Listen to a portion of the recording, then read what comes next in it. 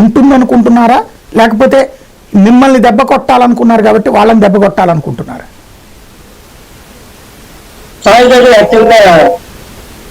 అంటే ఇప్పుడు మంచి జోష్లో ఉన్నాం మేము. నిజానికి 2 సార్లు ఓడిపోయారు అనేటువంటి దాని నుంచి రిలాక్స్ అయ్యేలాగా మాకు ప్రజలు తీర్పిచ్చారు.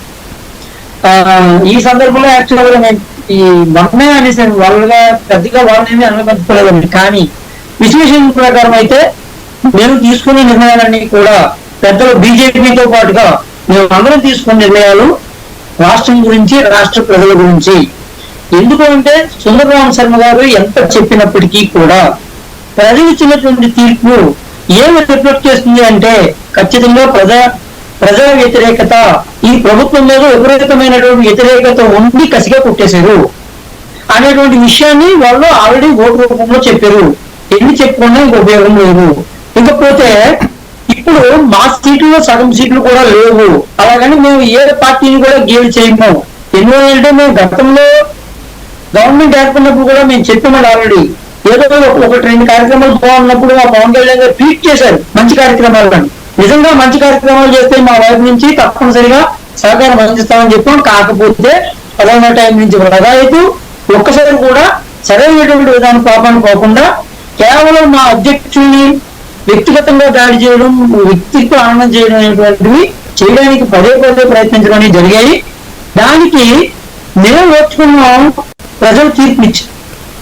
మేము 21 మాకు ప్రజలు తీర్పు ఇవ్వడం అంటే నాకు తెలిసింది ఏపీ చరిత్రలో పోటీ చేసినటువంటి అన్ని సీట్లు ఎక్కినటువంటి కనుక ఫస్ట్ టైం మా పార్టీ అయి ఉండొచ్చు.